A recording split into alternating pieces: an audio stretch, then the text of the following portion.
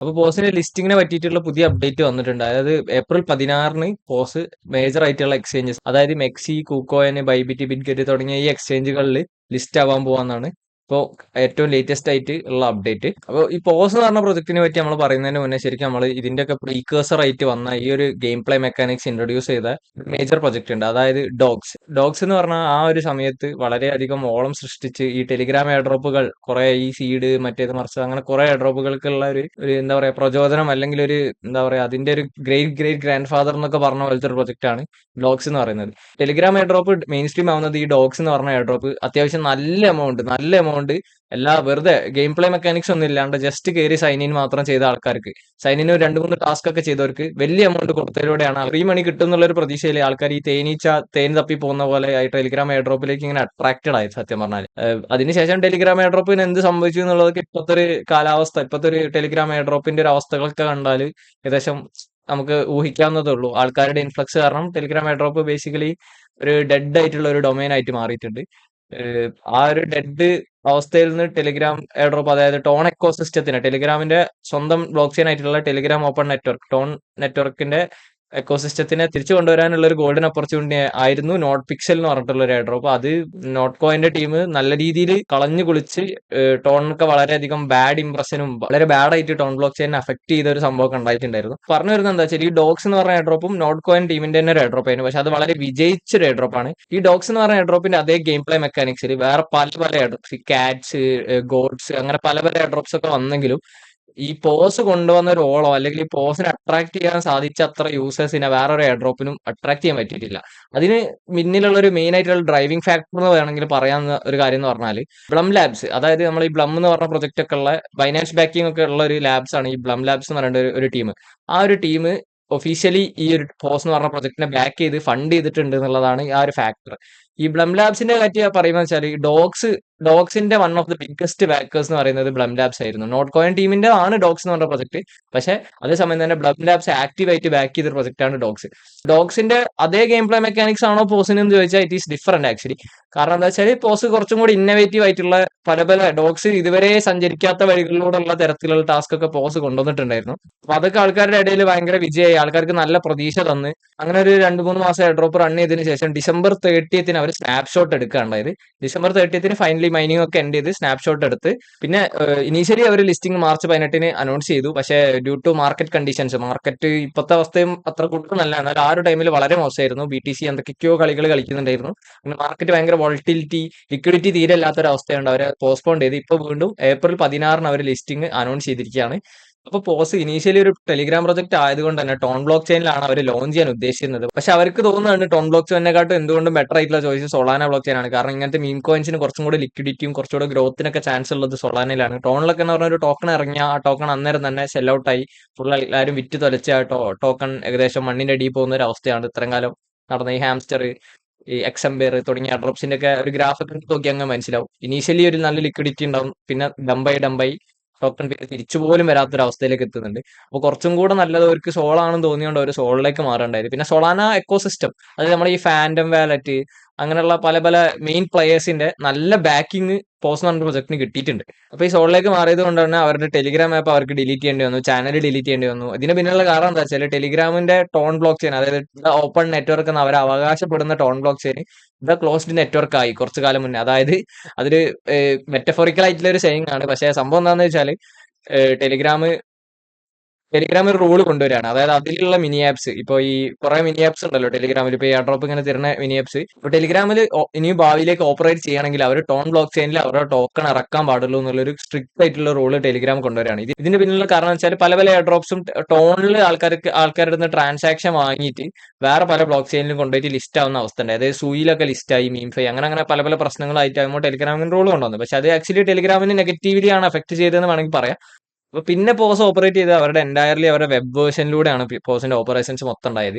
ഇവർ പിന്നെ സൊളാന കമ്മ്യൂണിറ്റിയെ ആകർഷിക്കാനായിട്ട് ഇവർ ഈ സൊളാന OG ടോക്കൺസ്, അതായത് വിഫ്, ബോങ്ക്, പിന്നെ പെങ്കു അങ്ങനത്തെ മീം കോയിൻസ്, അതുപോലെ തന്നെ ഈ യൂട്ടിലിറ്റി ടോക്കൺസ് ആയിട്ടുള്ള ജൂപ്പിറ്ററിന്റെ ജൂപ്പ്, റേഡിയം പ്രോട്ടോകോളിന്റെ റേ എന്ന് പറഞ്ഞിട്ട് ടോക്കൺ, ഇങ്ങനെയുള്ള പല പല ടോക്കൺസ് ഹോൾഡ് ചെയ്തവർക്ക് ചെറിയൊരു അലക്കേഷൻ കൊടുക്കണ്ടായി. അപ്പോൾ പിന്നെ അവരുടെ ടോക്കണോമിക്സ് അവർ പുറത്തുവിട്ടു. അതായത് 100 ബില്യൺ ആണ് അവരുടെ ടോട്ടൽ സപ്ലൈ എന്ന് പറയുന്നത്.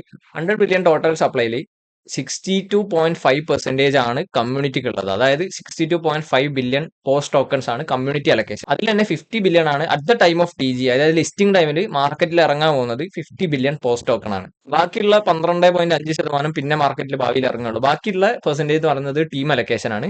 ടീം അലൊക്കേഷൻ അങ്ങനെയുള്ള ഭാവി പരിപാടികൾക്കുള്ള അലൊക്കേഷൻ ഒക്കെ ആയിട്ട് മാറ്റി വെച്ചിരിക്കുകയാണ്.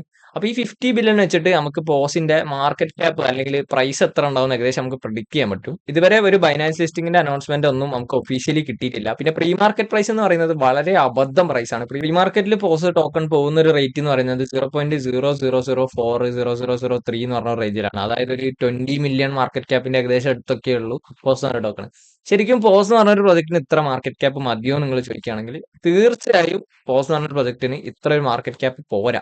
കാരണം പോസ് എന്ന് പറഞ്ഞ പ്രൊജക്ട് എന്ന് പറഞ്ഞാൽ വലിയ വലിയ സോളാനയിലെ ബിഗ് പ്ലേയേഴ്സിന്റെ ബാക്കിംഗ് ഉള്ള ഒരു പ്രൊജക്ട് ആണ്. അതായത് മാജിക് ഈഡൻ എന്ന് പറഞ്ഞ NFT മാർക്കറ്റ് പ്ലേസ്, പിന്നെ ഫാൻഡം വാലറ്റ് എന്ന് പറഞ്ഞാൽ സോളാനന്റെ OG വാലറ്റ് ആണ്. ഫാൻഡം വാലറ്റിന് ഏറ്റവും കൂടുതൽ ഡൗൺലോഡ്സ് ഉണ്ടാക്കി കൊടുക്കാനുണ്ടായ ഒരു കാരണം എന്ന് പറയുന്നത് ഈ പോസ് എന്ന് പറഞ്ഞ പ്രൊജക്ട് ആണ്. അതേമാതിരി തന്നെ Jupiter, radium protocol, Meteor AG എന്ന് പറഞ്ഞൊരു വലിയൊരു ടീമിന്റെ ബാക്കിംഗ്, പിന്നെ വിന്റർമ്യൂട്ടിന്റെ ബാക്കിംഗ് ഉണ്ട് എന്നുള്ള ഒരു റൂമർ ഉണ്ട്. വിന്റർമ്യൂട്ടിന്റെ ബാക്കിങ്ങിനെ പറ്റിയിട്ട് അത്ര ഒഫീഷ്യൽ ആയിട്ടുള്ള കൺഫർമേഷൻ ഒന്നും കിട്ടിയില്ല. ഈ മീറ്റിയോർ AG ആരാന്ന് പറഞ്ഞാൽ, ഈ മീറ്റിയോർ AG എന്ന് പറയുന്ന ടീം ആരാന്ന് പറഞ്ഞാൽ നമ്മുടെ ഡൊണാൾഡ് ട്രംപിന്റെ ട്രംപ് ടോക്കൺ കുറച്ചു കാലം മുന്നേ ഇറങ്ങിയിട്ടുണ്ട്. ഈ ട്രംപ് ടോക്കൺ ലിക്വിഡിറ്റി പ്രൊവൈഡ് ചെയ്ത ടീമാണ് ഈ മീറ്റിയോർ AG എന്ന് പറയുന്നത്. മീറ്റിയോർ AG എന്ന് പറഞ്ഞാൽ ജനറലി ഒരു ലിക്വിഡിറ്റി പ്രൊവൈഡേഴ്സ് ആണ്. ലിക്വിഡിറ്റി പ്രൊവൈഡർ എന്ന് പറഞ്ഞാൽ ഒരു വേറെ തന്നെ വീഡിയോയിൽ പറഞ്ഞിട്ടാണ് ലിക്വിഡിറ്റി എന്താണ്, ലിക്വിഡിറ്റി പ്രൊവൈഡിംഗ് എന്ന് പറഞ്ഞാൽ എന്താണ്.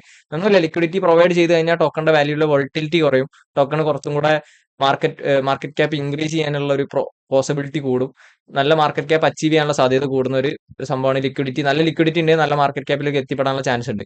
അവർ ലിക്വിഡിറ്റി പ്രൊവൈഡ് ചെയ്യുന്നുള്ള കാരണം കൊണ്ട് പോസിന്റെ എന്താ പറയുക പ്രൈസിന് മാറ്റം ഉണ്ടാവും, അതൊന്നും നമുക്ക് പറയാൻ പറ്റില്ല. കാരണം അവർ ജസ്റ്റ് ലിക്വിഡിറ്റി കൊടുക്കുന്നതേ ഉള്ളൂ. പക്ഷെ അവരുടെയൊക്കെ ബാക്കിംഗ് ഉള്ളത് ഒരു പോസിറ്റീവ് ആയിട്ടുള്ള കാര്യമാണ്.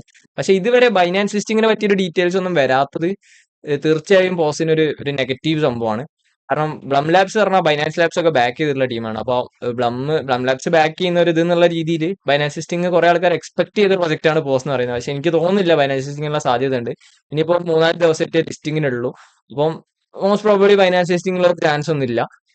പക്ഷെ ഇപ്പോഴത്തെ ഒരു പ്രീ മാർക്കറ്റ് പ്രൈസ് എന്ന് പറയുന്നത് വളരെ ഷോക്കാണ് ഗൈസ്. വളരെ എന്താ പറയുക, നമ്മളെ മടിപ്പിക്കുന്ന രീതിയിലുള്ള ഒരു പ്രീ മാർക്കറ്റ് പ്രൈസ് ആണ്. ഈവൻ വലിയ അലൊക്കേഷൻ ഉള്ളവർക്ക് പോലും നക്കാപ്പിച്ച കിട്ടുന്ന രീതിയിലുള്ള ഒരു പ്രീ മാർക്കറ്റ് പ്രൈസ് ആണ് ഇപ്പോൾ പോകുന്നത്. 20 മില്യൺ മാർക്കറ്റ് ക്യാപ്പ് എന്നൊക്കെ പറഞ്ഞാൽ വളരെ വളരെ കുറഞ്ഞ മാർക്കറ്റ് ക്യാപ്പ് ആണ്. അപ്പോൾ നമുക്ക് ഏകദേശം ഒരു 200 to 300-400 മില്യൺ ഒക്കെ മാർക്കറ്റ് ക്യാപ്പ് എക്സ്പെക്ട് ചെയ്യാൻ പറ്റുന്ന ഒരു പ്രൊജക്ട് ആണ്. കാരണം അത്രയും വലിയ പ്ലേയേഴ്സ് ഒക്കെ ഇൻവോൾവ് ആണ് ഈ പ്രൊജക്റ്റിൽ. പിന്നെ സൊളാനയിലാണ് ലോഞ്ച് ചെയ്യുന്നതെന്നുള്ള വേറൊരു ഫാക്ടർ ഉണ്ട്. പക്ഷെ മാർക്കറ്റിൽ ഇപ്പോഴത്തെ ഒരു കണ്ടീഷൻ ഭയങ്കര ഷോക്ക് ആയതുകൊണ്ട് മേ ബി നമുക്ക് ഈ ഒരു ഹാർസ് റിയാലിറ്റി അങ്ങോട്ട് അക്സെപ്റ്റ് ചെയ്യേണ്ടി വരും. 200-300 മില്യൺ മാർക്കറ്റ് ക്യാപ്പ് എന്ന് പറഞ്ഞാൽ അത്യാവശ്യം എല്ലാവർക്കും കുഴപ്പമില്ലാത്തൊരു എമൗണ്ട് കിട്ടുന്ന ഒരു മാർക്കറ്റ് ക്യാപ്പ് ആണ്. പക്ഷെ നമുക്കൊന്നും പറയാൻ പറ്റില്ല ഈ പോസ്റ്റിന്റെ കാര്യത്തിൽ. കാരണം പ്രീ മാർക്കറ്റ് പ്രൈസ് പറയുന്ന ഒരു കാര്യം വേറെ, പക്ഷെ കമ്മ്യൂണിറ്റിയും അതേമാതിരി തന്നെ ഇൻസ്റ്റിങ്സ്, അതായത് ഇങ്ങനെ ഒരു പ്രൊജക്ട് ഇറങ്ങുമ്പോൾ മിനിമം ഒരു 100 മില്യൺ മാർക്കറ്റ് ക്യാപ്പിലൊക്കെയാണ് ഇറങ്ങല്. ഈവൻ ബൈനാൻസ് ലിസ്റ്റിംഗ് ഒന്നും ഇല്ലാത്ത മീമിഫൈ പോലും 130-150 മില്യൺ ഒക്കെ മാർക്കറ്റ് ക്യാപ്പ് ഒക്കെ അച്ചീവ് ചെയ്തിട്ടുണ്ട് ആ ഒരു ടൈമിൽ ഇറങ്ങിയ പാടാണ്. അതും സൂയി ബ്ലോക്ക് ചെയിനിലൊക്കെ ഇറങ്ങിയിട്ട്. ഈ സൊളാനയിൽ ഇത്ര വലിയൊരു പ്രൊജക്ട്, അതായത് ഇത്രയും കമ്മ്യൂണിറ്റി യൂസേഴ്സ് ഉള്ള ഒരു പ്രൊജക്ട് ഇറങ്ങുമ്പോൾ ഒരു 200 മില്യൺ മാർക്കറ്റ് ക്യാപ്പ് നമുക്ക് പ്രതീക്ഷിക്കാവുന്നതാണ്. ശരിക്കും അതൊരു തെറ്റ് പറയാൻ പറ്റില്ല, അങ്ങനെ ഒരു മാർക്കറ്റ് ക്യാപ്പിനൊക്കെ സാധ്യത ഉണ്ട്. പക്ഷേ ഇപ്പോഴത്തെ പ്രീ മാർക്കറ്റ് പ്രൈസ് വെച്ച് നോക്കുമ്പോൾ ആ ഒരു മാർക്കറ്റ് ക്യാപ്പ് പോസിബിൾ അല്ല. പിന്നെയുള്ള ഒരു പ്രശ്നം എന്ന് പറഞ്ഞാൽ ബൈബിറ്റിൽ യൂഷ്വലി ടോക്കൺ ലിസ്റ്റ് ആവുമ്പോൾ പ്രീ മാർക്കറ്റ് പ്രൈസിലാണ് ലിസ്റ്റ് ആവുക. പിന്നെ ആ ടോക്കൺ മുകളിലേക്കോ താഴേക്കോ പോകുന്നുള്ളതാണ്. പിന്നെ കണ്ടുവരുന്ന സംഭവം എന്ന് പറഞ്ഞാൽ ഈ പ്രീ മാർക്കറ്റ് പ്രൈസ് എന്ന് പറയുന്നത് ബാരിയർ ആയിട്ട് അവിടെ ആക്റ്റീവ്. എന്ന് വെച്ചാൽ ഈ ഒരു പ്രീ മാർക്കറ്റ് പ്രൈസ് കടക്കാൻ ഭയങ്കര പണിയാണ്. ഒരുവിധം പ്രൊജക്ടുകളൊക്കെ ലിസ്റ്റ് ആകുമ്പോൾ പ്രീ മാർക്കറ്റിന്റെ എത്രയോ താഴെ ലിസ്റ്റ് ആവുക. നിൽക്കുന്നുണ്ട് നോഡ് പേ എന്ന് പറഞ്ഞൊരു പ്രൊജക്ട് ഉണ്ട്. നോഡ് പേ എന്ന് പറഞ്ഞാൽ ഗ്രാസ് അത്യാവശ്യം നല്ല അലൊക്കേഷൻ കൊടുത്ത് നല്ല എമൗണ്ട് ഒക്കെ ആൾക്കാർക്ക് കിട്ടിയ ഒരു പ്രൊജക്ട്. ഗ്രാസ് പോലെ തന്നെ ഉള്ള ഒരു വർക്കിംഗ് മെക്കാനിക്സ് അല്ലെങ്കിൽ അതേ ഒരു തരത്തിലുള്ള ഒരു പ്രോട്ടോകോൾ ആണ് ഈ നോഡ് പേ എന്ന് പറയുന്നത്. എക്ക് വേണ്ടിയിട്ട് ഡാറ്റ കൊടുക്കുന്ന രീതിയിലുള്ള ഒരു സംഭവം. നോഡ് പേ ഒക്കെ പ്രീ മാർക്കറ്റിൽ ഗ്രാസിന്റെ അതേ ഒരു റേഞ്ചിലാണ് പോയിക്കൊണ്ടിരുന്നത്. പക്ഷെ ലിസ്റ്റ് ആയപ്പോൾ ഒരു 0 അപ്പുറത്ത്, അതായത് 0.5 പോയിക്കൊണ്ടിരുന്ന നോഡ് പേ 0.0500 എത്തിപ്പോയിട്ടുണ്ടായിരുന്നു ലിസ്റ്റ് ആയ ടൈമിൽ. പക്ഷെ ഇപ്പോൾ ഉള്ള പോസിന്റെ ടോക്കണിന്റെ പ്രീ മാർക്കറ്റ് പ്രൈസ് എന്ന് പറയുന്നത് വളരെ വളരെ അണ്ടർ വാല്യൂഡ് ആണ്. മോസ്റ്റ് പ്രോബബ്ലി ഒരു 100 മില്യൺ മാർക്കറ്റ് ക്യാപ്പിനൊക്കെ ഉള്ള നല്ല സാധ്യത ഉണ്ട്. ചിലപ്പോൾ 200-300 ഒക്കെ എത്താനൊക്കെ ചാൻസ് ഉണ്ട്. പക്ഷെ ഒന്നും നമുക്ക് പറയാൻ കഴിയില്ല. കാരണം ഇപ്പം എന്ന് പറഞ്ഞാൽ സൊളാനയൊക്കെ $300 ഒക്കെ ടച്ച് ചെയ്ത് $290 ഒക്കെ ടച്ച് ചെയ്ത സൊളാന ഇപ്പൊ 100-110-130 റേഞ്ചിലാണ് കളിക്കുന്നത്. അപ്പൊ സൊളാന ബ്ലോക്ക് ചെയിനിൽ മൊത്തത്തിൽ ലിക്വിഡിറ്റി കുറവാണ്, ബയ്യേഴ്സ് കുറവാണ് മാർക്കറ്റ്. അപ്പൊ നമുക്ക് പ്രതീക്ഷിക്കാൻ പറ്റില്ല. പക്ഷെ എന്തായാലും നമുക്ക് 16-ാം തീയതി കാണാം. ഇനി ചിലപ്പം പോസിന്റെ ലിസ്റ്റിംഗ് വീണ്ടും പോസ്റ്റ്പോൺ ചെയ്യാനുള്ള ചാൻസ് ഉണ്ട് എന്നുള്ളൊരു ന്യൂസ് ഇങ്ങനെ കേൾക്കുന്നുണ്ട്. പിന്നെ പോസ് മൾട്ടി ചെയിനിലാണ് ഇറങ്ങുന്നതെന്നുള്ള റൂമേഴ്സ് കേൾക്കുന്നുണ്ട്. അതിനെപ്പറ്റി കൺഫർമേഷൻ ഒന്നുമില്ല. അതായത് മൾട്ടി ചെയിൻ എന്ന് പറയുമ്പോൾ 2 ചെയിനിൽ ഒരേ സമയം ഒരു ടോക്കൺ ഇറങ്ങുക. അതായത് ഇപ്പോൾ സൊളാനയിലും ബൈനാൻസ് സ്മാർട്ട് ചെയിൻ, അതായത് BSC എന്ന് പറഞ്ഞ ചെയിനിൽ 2 ചെയിനിൽ ഒരേ സമയം ഇറങ്ങുന്നൊക്കെ ഉള്ളൊരു റൂമർ ഉണ്ട്. അതൊന്നും കൺഫേംഡ് അല്ല, ജസ്റ്റ് റൂമേഴ്സ് ആണ്. അതേമാതിരി തന്നെ ലിസ്റ്റിംഗ് പോസ്റ്റ്പോൺമെന്റിനും ഒരു റൂമേഴ്സ് ഉണ്ട്. കാരണം ബൈനാൻസ് ആയിട്ട് ഇപ്പോഴും നെഗോഷിയേഷൻ നടക്കുന്നുണ്ട് എന്നുള്ള രീതിയിലുള്ള റൂമേഴ്സ് ഉണ്ട്. പോസിന്റെ ഒരു കോൺട്രാക്ട് അഡ്രസ് ഇങ്ങനെ പരക്കുന്നുണ്ട്.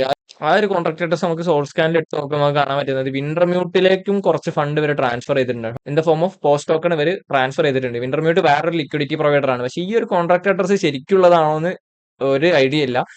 ഒറിജിനൽ ആണെന്നൊക്കെയുള്ള ഒരു റൂമർ ഉണ്ട്. പക്ഷേ ഒറിജിനൽ ആവാനുള്ള ചാൻസ് കുറവാണ്. ഇനി ചിലപ്പോൾ ഇതിൽ ബൈനാൻസ് ഹോട്ട് വാലറ്റ് ഒക്കെ കാണിക്കാൻ ചാൻസ് ഉണ്ട് കുറച്ച് 2 ദിവസം കഴിഞ്ഞ് ലിസ്റ്റിങ്ങിന് മുന്നേ. പക്ഷെ അത് ചിലപ്പോൾ സ്കാം ആവാനും ചാൻസ് ഉണ്ട്.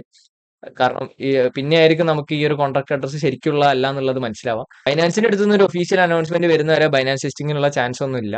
ബൈനാൻസ് ലോഞ്ച് ബോർഡ് ഒന്നും ഇതുവരെ ഒഫീഷ്യലായിട്ട് അനൗൺസ് ചെയ്തില്ല. പോസ് പിന്നെ ലാഗ് അടുപ്പിച്ച് കൊണ്ടുപോകാനും നല്ല ചാൻസ് ഉണ്ട്. മാർക്കറ്റ് കണ്ടീഷൻ പറഞ്ഞിട്ട് അയ്യോ മാർക്കറ്റ് കണ്ടീഷൻ മോശമാണ്, ഇപ്പൊ ഇറക്കാൻ പറ്റൂല എന്ന് പറഞ്ഞിട്ട് വീണ്ടും ലാഗ് ആവാനും ചാൻസ് ഉണ്ട്. അപ്പോൾ വീഡിയോ ഇഷ്ടപ്പെടുകയാണെങ്കിൽ ചാനൽ സബ്സ്ക്രൈബ് ചെയ്യുക, വീഡിയോ ലൈക്ക് ചെയ്യുക. ഈ വീഡിയോ ഇൻഫോർമേറ്റീവ് ആയിട്ട് തോന്നുകയാണെങ്കിൽ ഫ്രണ്ട്സിനും ഒക്കെ ഷെയർ ചെയ്ത് കൊടുക്കുക. നിങ്ങൾക്ക് എന്തെങ്കിലും അഭിപ്രായങ്ങൾ ഉണ്ടെങ്കിൽ, അതായത് ഇപ്പോൾ നല്ല അഭിപ്രായം ആയിക്കോട്ടെ മോശം അഭിപ്രായം ആയിക്കോട്ടെ, എന്തെങ്കിലും കറക്റ്റ് ചെയ്യേണ്ട മിസ്റ്റേക്സ് ഉണ്ടെങ്കിൽ, അല്ലെങ്കിൽ ഇപ്പോൾ ഞാൻ വിട്ടുപോയ പോയിന്റ്സിന്റെ ഒക്കെ ഒന്ന് കമന്റ് സെക്ഷനിൽ അറിയിക്കുക. എന്നാലും എനിക്ക് വീഡിയോ ഇമ്പ്രൂവ് ചെയ്യാൻ പറ്റുള്ളൂ. അപ്പോൾ അടുത്തൊരു വീഡിയോയിൽ കാണുന്നവരെ ഗുഡ് ബൈ.